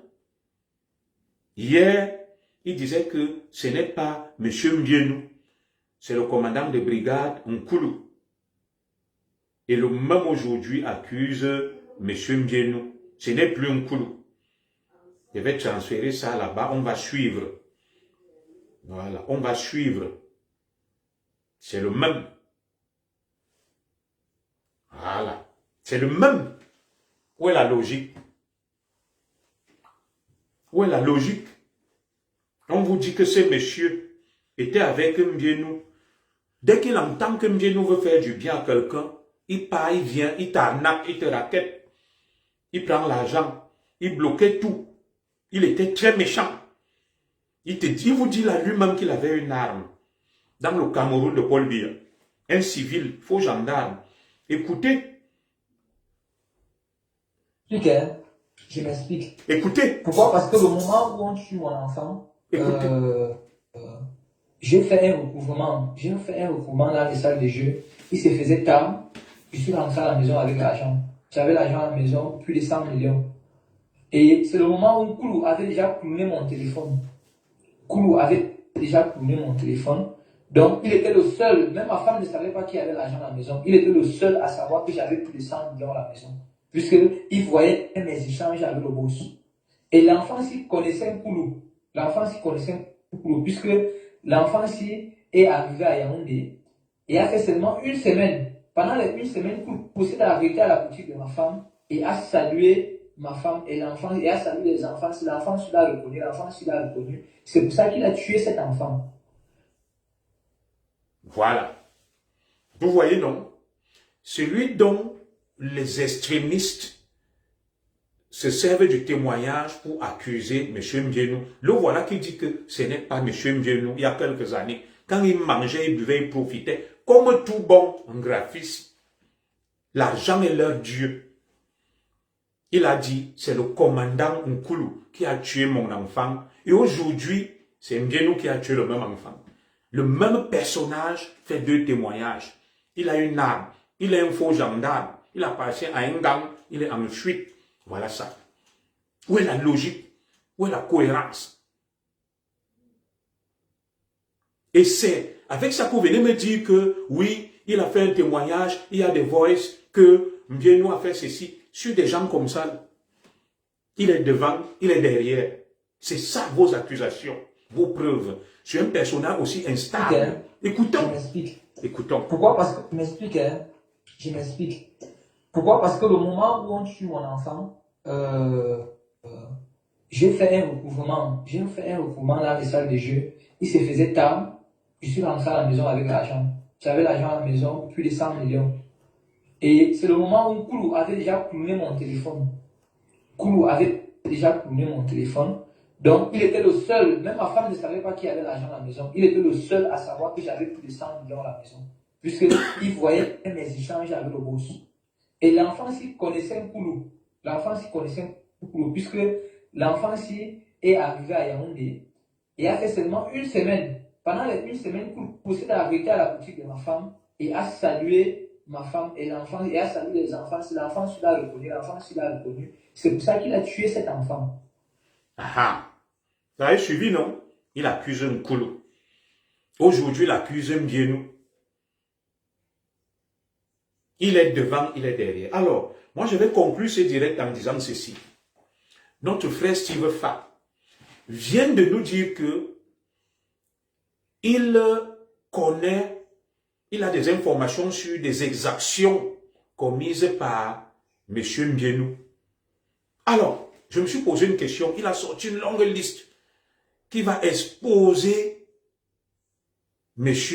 Mbienou, que M. Mbienou aurait commis des crimes, des meurtres, des assassinats. Je me suis posé une question. 1. Comment ça se fait que M. Steve Fa soit au courant de toutes ces exactions commises par M. Mbienou depuis des années qui ne disent rien? Vous allez me répondre là. Depuis des années, il est au courant de ça, il ne dit rien. 2. Comment a-t-il été au courant de tout ça? 3. Pourquoi attendre l'affaire Aïcha, comme Valtero a dit là? Des gens profitent des dossiers pour régler des comptes. Pourquoi attendre l'affaire Aïcha Kamoise pour venir fixer un ultimatum à M. Mbienou en lui disant que je te donne 10 heures, si tu ne libères pas Aïcha, je vais t'exposer? Ça veut dire quoi? C'est simple. M. Steve Fa, au cas où ces allégations seraient avérées, est complice donc de ces crimes, de ces assassinats, de ces meurtres, si je m'en tiens à sa logique, parce que la loi est claire. Quiconque a connaissance de la commission d'une infraction doit dénoncer. Quiconque a connaissance de la commission d'une infraction doit dénoncer. S'il ne le fait pas, il devient complice. Comment ça se fait donc que M. Steve Fa, M. Steve Fa nous annonce que il connaît beaucoup de choses sur M. Mbienou et depuis des années, il le garde pour lui, il ne dit rien. Ça veut dire qu'il est complice. Il est complice ou alors c'est tout simplement du chantage, du marchandage. Donc, les gens disent que vous avez vu, oui, The Voice de Steve Fa, oui, il a kidnappé, M. Mbienou a kidnappé. Et si ces voix sont détenus par Steve Fa, ça veut dire que recel de malfaiteurs et Steve Fa doit être rapidement interpellé par la justice camerounaise pour besoin d'enquête. Il est complice. Il est un receleur de malfaiteurs et d'informations. Mais vous voyez jusqu'à quel point les gens sont bêtes. Et vous allez voir des gens venir me dire là que, oui, vous voyez tout ce qui sort sur M. Mbienou. Ça veut donc dire que tout ça frise le marchandage. Steve Fa joue avec le feu. Il joue avec le feu. Il joue avec le feu. Il ne sait pas que ce qu'il est en train de faire risque de coûter cher. Comme on le dit, l'insecticide par haine pour le cafard, qu'on a accepté l'insecticide, on a mis sur le cafard est mort et tout ça là. Monsieur Steve Fa est prêt à se sacrifier lui-même, à manipuler, à raconter n'importe quoi. À raconter n'importe quoi. Monsieur Steve Fa vient nous dire qu'il avait des informations avec des preuves sur la commission des crimes. Des crimes.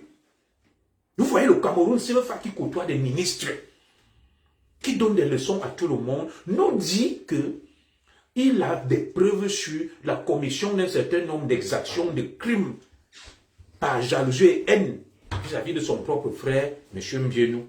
Et qu'il a gardé ça pendant des années. Il n'a rien dit. Il a attendu l'affaire Aïcha pour faire le chantage à M. Mbienou sur du sang versé. D'après Steve Fa.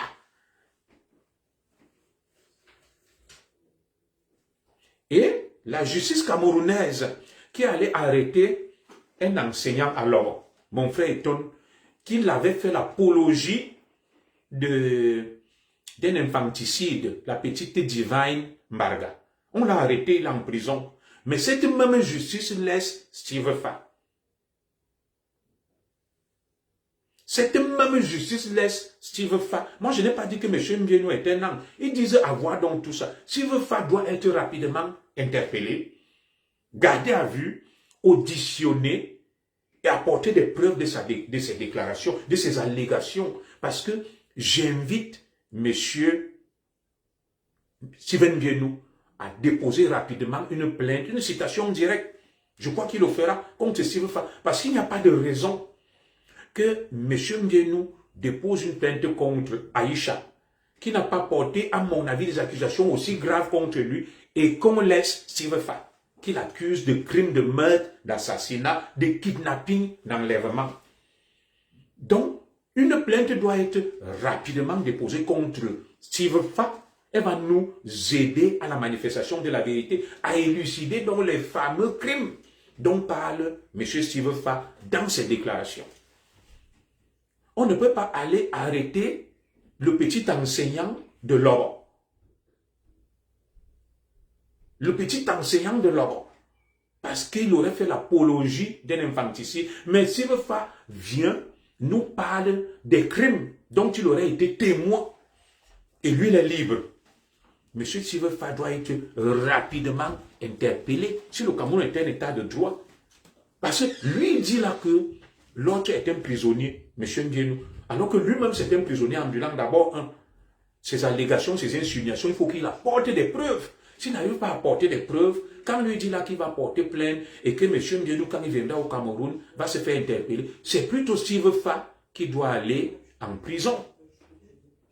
Oui, il suffit que M. Mbienou porte plainte là et lui demande de prouver ses allégations et ses insinuations. Il ne pourra pas. Et de deux, admettons même que dans ces délits, que tout ce qu'il raconte soit avéré. Ça veut donc dire que M. Steve Fa lui-même est un criminel.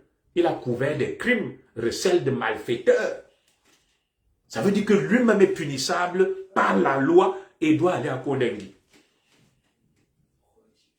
Voilà donc l'influenceur d'État du Cameroun. C'est comme ça que demain, tout ce que vous faites avec lui, vous les dirigeants du Cameroun là, il va le balancer. Comme il est avec vous, il monte, il descend. Le même s'il veut faire, on a suivi les affaires sur lui. Il n'a pas pu gérer le Grand Barak. Le Grand Barak est sorti ici, il nous a tout dit. Les vidéos sont dehors. Que Steve Fa voulait me faire ça, Steve Fa voulait me faire ça. C'est ce Steve Fa qui donnait des leçons aux gens. Le témoignage du Grand Barak est là. Il a été incapable de gérer un artiste. Ça s'est terminé en cacahuète. On a vu le même Steve Fa avec Samuel Eto'o fils. Au départ, c'est monté blum blum blum. Il soutient Samuel Eto'o. Vers la fin, il commence à exposer Samuel Eto'o. Ça fait partie de son fonctionnement. Le même Steve Fa aujourd'hui, le voilà, il montait, il descendait hier avec M. Steven Mbienou. Aujourd'hui, il commence à l'accuser de tous les noms d'oiseaux. Est-ce que ce n'est pas une habitude pour lui? Oui, il n'est pas normal, ma soeur Malbenanga, que Steve Fa ne soit pas interpellé et gardé à vue pour besoin d'enquête. Le procureur de la République doit convoquer Steve Fa parce qu'il est en train de faire des dénonciations graves.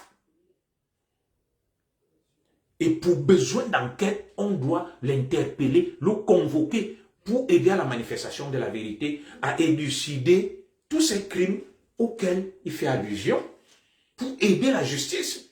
Et si M. Steve Fa n'est pas interpellé, ce n'est pas normal. Il lui-même s'est fait harakiri, il s'est mis la corde au cou. Nous exigeons l'interpellation de M. Steve Fa comme témoin oculaire des faits gravissimes, pour qu'il aide la justice à concourir à la manifestation de la vérité.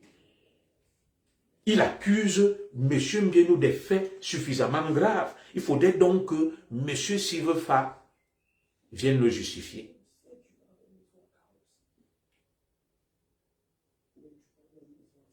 Oui, on ne peut pas se lever, on dit que Monsieur tel a commis des crimes, j'ai des preuves, je vais l'exposer. La première personne qu'on doit arrêter, c'est Steve Fa, qui vient nous en dire plus. Que s'est-il passé? Qu'est-ce que tu en sais? Oui. Et il doit apporter les preuves de ces allégations. Donc, le fait qu'on ait arrêté le petit enseignant de Lobo, mon frère étonne que parce qu'il a fait l'apologie d'un infanticide, voilà des faits graves. Ou s'il veut faire jouer avec le feu, d'influenceurs d'État qui côtoient le secrétaire général de la présidence de la République, qui côtoient le ministre de la Santé, qui côtoient le directeur du port autonome de Douala, qui côtoient toutes les élites, toutes les personnalités. Il est trempé dans la boue. Il côtoie le ministre délégué à la justice, M. Momo Jean de Dieu. Regardez ce personnage. Voilà donc, nous avons dézoomé ce personnage.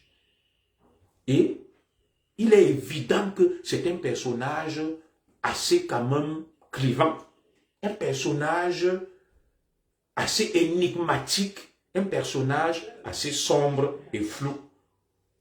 Voilà donc Steve Faki a été décoré par l'État du Cameroun comme un modèle de la jeunesse qui parle des histoires abracadabrantesques, qui est dans tous les sales coups. Voilà le Cameroun qu'on est en train de nous léguer. Voilà le Cameroun, le modèle de la jeunesse camerounaise de Steve Faki.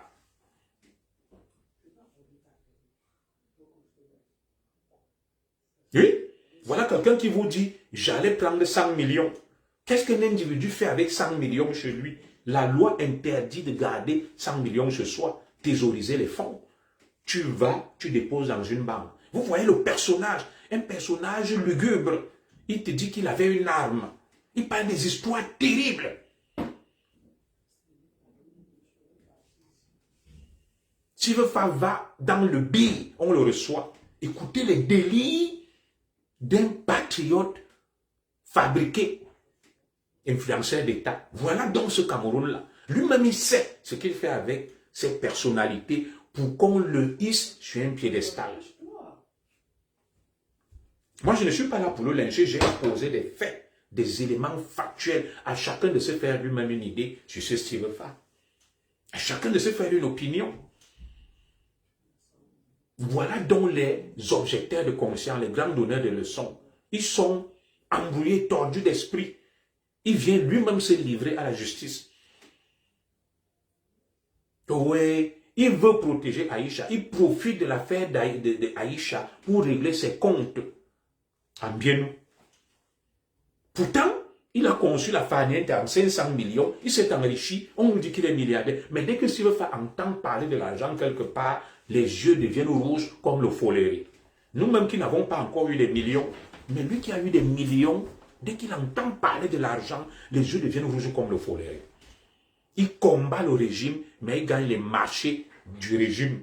Il est l'ami de tous les ministres. Quand je vous ai dit la basse, le côté sombre, financé par l'élite au pouvoir, voilà un bel exemple. Voilà un bel exemple.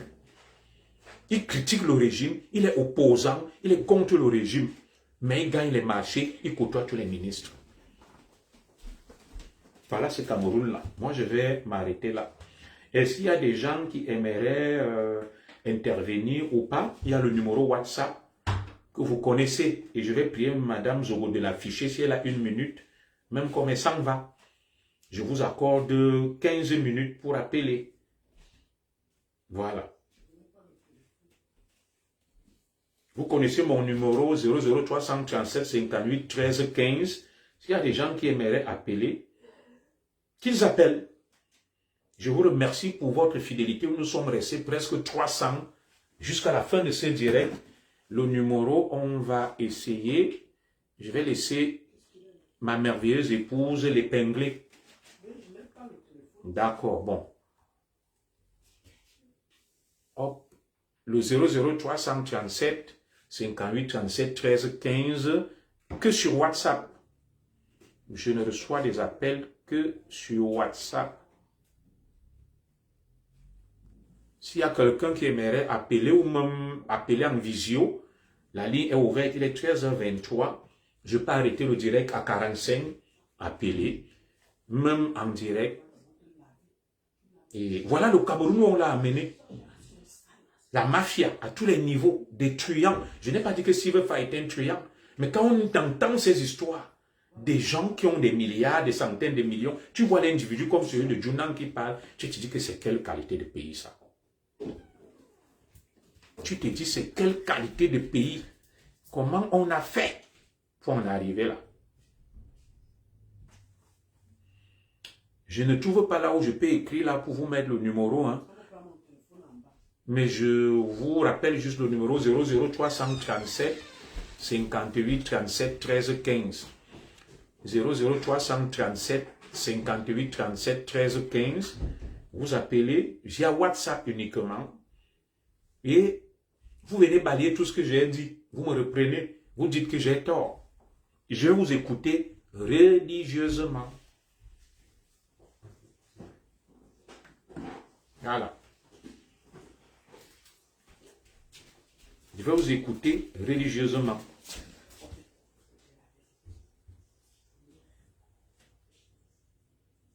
Je vais essayer de faire épingler le numéro autrement. Voilà. Je vais vous écouter. Je vais épingler le numéro ici. Voilà. 00337 58 37 13 15. Voilà. S'il y a des gens qui pensent qu'ils peuvent appeler, épingler, voilà. Le numéro est épinglé. Celui qui pense pouvoir appeler, le numéro est épinglé. Uniquement sur WhatsApp, vous appelez, vous essayez de tout déconstruire, je serai là. 100 millions dans la maison, oui, voilà ça. Les travailleurs, les milliardaires. Nous, on écoute, non. Nous, quoi là? On est là, on observe tout, on écoute. Les grands bosseurs, les milliardaires, les CFA, voilà ça. On est dans tous les sales coups, tous les coups tordus. Au Cameroun, personne n'a le droit de réussir. Dès que tu réussis, oh, c'est ceci, tu vends les gens, tu kidnappes les gens, tu as le con, tu as le femme là. Nous sommes animés par une haine terrible, une jalousie terrible. Je n'ai pas.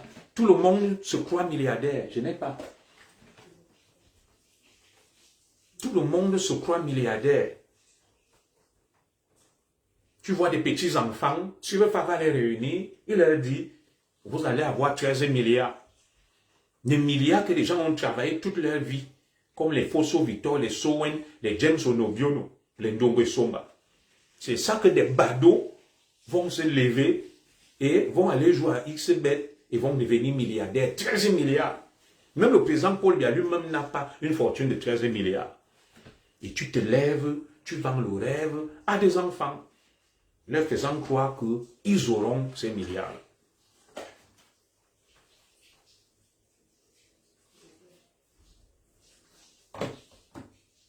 Il faut être sérieux. J'attends vos appels, le numéro est épinglé. Moi, j'ai fini de dire ce que j'avais à dire. Et pour éviter un procès en sorcellerie contre moi que non, tu as menti, tu as raconté des histoires, je vous donne l'opportunité. Nous sommes toujours 200 d'intervenir, d'appeler, de déconstruire tout ce que j'ai dit ou de me coincer, de me clouer au pilori. À défaut, moi je vais vaquer à mes activités. Je n'ai rien après personne. Moi je n'ai pas parlé de Aïcha. Mais je dis juste que cette récupération qui est faite de l'affaire Aïcha n'est pas normale. Elle n'est pas normale. Tu profites de l'affaire d'une pauvre fille. Ça fait une semaine que la fille de Truy est dans l'œil du cyclone. Les pauvres enfants sont là. Les gens l'ont encouragé à un bras de fer inutile à s'engager dans une démarche contre-productive. Ça fait une semaine. Entre-temps, ceux qui l'encouragent dans ça sont au chaud. Ceux qui enveniment sont au chaud, ils sont tranquilles. Ils n'ont aucun recul. Ça fait une semaine. Admettons même qu'elle sorte aujourd'hui là. Elle a déjà écopé. Vous ne l'avez aidée en rien. Il n'y aurait pas eu ces interventions-là, les Steve Farr. Même ce que notre sœur la baronne fait, je n'ai rien après elle. Elle a envenimé. Et si le dossier de Aïcha se complique aujourd'hui, c'est en grande partie à cause de vous. Vous vous serez même abstenu de parler de ce dossier-là. Ça fait une semaine où est notre sœur Aïcha. Pourtant, il y a des problèmes ici plus graves. Où on trouve des solutions, des arrangements. Vous êtes venus, vous avez envenimé, vous avez mis la haine. Parce que vous avez des comptes à régler à M. Mbienou. Regardez, la plupart des blogueurs stables vous disent que Aïcha doit sortir de cette affaire, s'excuser, demander pardon. On trouve un arrangement, elle rentre chez elle. Ça fait une semaine. Mieux vaut un lâche vivant qu'un héros mort. Aïcha libre sert plus à ses enfants qu'une Aïcha en prison. Pendant ce temps, ceux qui lui disent que fais le bras de fer, tu seras une héroïne, sont au chaud, ne peuvent pas venir au Cameroun pour répondre de leurs actes. Ils se cachent. Ils ne peuvent pas mettre les pieds au Cameroun. Ils sont entourés de leurs enfants, ils boivent, ils mangent, ils dorment. Ils sont tranquilles. Si tu leur dis, on les met dans un vol, on dit le vol là-bas au Cameroun, ils meurent en route. Mais ce sont eux qui encouragent Aïcha à engager un bras de fer. Ils sont en train de l'enfoncer parce qu'ils veulent régler leur compte à M. Mbienou. Comme M. Mbienou est milliardaire, ça ne les arrange pas. Il faudrait qu'on donne la société de M. Mbienou à l'Ivoirien Kouassi, qui leur a promis qu'il va les reprendre, travailler avec eux et leur verser des perdièmes. D'où toute cette haine-là. Plus haineux que le Camerounais, tu ne trouves pas. Nous sommes trop jaloux. Nous sommes très méchants. Nous avons beaucoup de haine. Moi, je n'ai jamais vu des Sénégalais, des Ivoiriens, des Congolais faire ce que nous faisons. Un degré de haine terrible. Tout le monde est grand, comme avait chanté Beko Sadé. Dans notre pays, personne n'est petit, tout le monde est grand. Personne ne recule.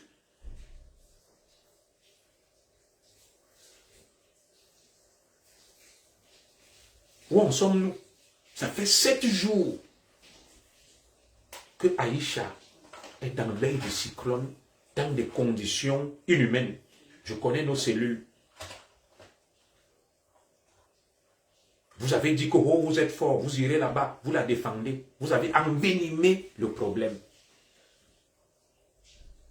Vous êtes très mauvais, vous êtes très méchant. Et tout ça, c'est parce que peut-être Aïcha, il n'y a pas quelqu'un qui peut frapper le poing sur la table et prendre des décisions dans sa famille et demander à tous ces blogueurs qui profitent d'elle pour régler leur compte d'arrêter de parler d'Aïcha. Parce qu'il n'y a personne. Parce qu'il l'aurait fait depuis que nous vous interdisons de parler au nom de notre sœur. Ces blogueurs-là se seraient arrêtés. L'affaire-là n'en serait pas là. L'affaire-là n'en serait pas là. Tu te lèves là-bas, Silvefa. Voilà un fils du Cameroun, bien nous. Il fait travailler des familles, il fait vivre des familles. Tu commences à l'insulter. Tu portes des accusations graves contre lui que tu ne peux pas prouver. Tu as la haine. Tu veux régler tes comptes pour des histoires d'argent. Pourtant, tu en as déjà eu. C'est le même Silvefa qui est avec les ministres, tous les hauts dignitaires qui gagnent les marchés, mais qui continuent à vouloir gagner de l'argent par tous les moyens. Ce qu'il fait même avec cet argent, on ne sait pas. La femme, on ne voit pas. Les enfants, on ne voit pas. Rien, rien. Que fait-il même avec cet argent? Et c'est lui qu'on décore.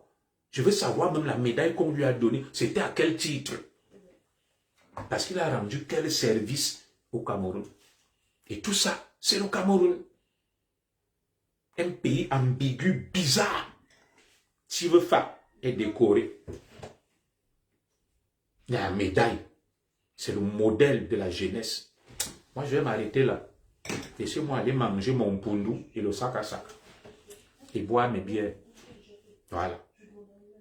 Quand je regarde ça, je dis que ce pays a besoin d'être exorcisé. Nous avons traversé le médicament, comme Richard Bona le dit, où on pense que le vice doit devenir une vertu. Lulu, tu es avec qui là-bas? Il y a mes amis. Donc voilà. Moi, je vais m'arrêter là. Nous continuons à vous regarder. Nous continuons à vous regarder. Le nom de Silvefa est partout. Il a construit la farniente. On nous dit qu'il est milliardaire. Mais dès qu'il entend parler d'une histoire d'argent, il est devant. Ce qu'il fait même avec l'argent, on ne sait pas. On ne voit ni femme, ni enfant. Que peut-être il s'en occupe. C'est lui qu'on décore, c'est lui le modèle, l'exemple de la jeunesse camerounaise. Vous-même, vous savez ce que vous faites avec lui. Vous savez pourquoi vous êtes avec lui, malgré le fait qu'il est contre vous, il vous expose.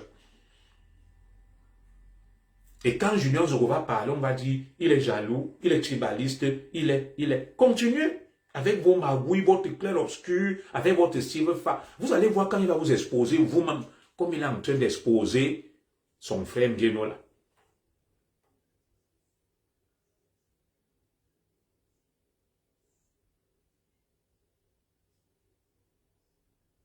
Donc, bye bye. Voilà.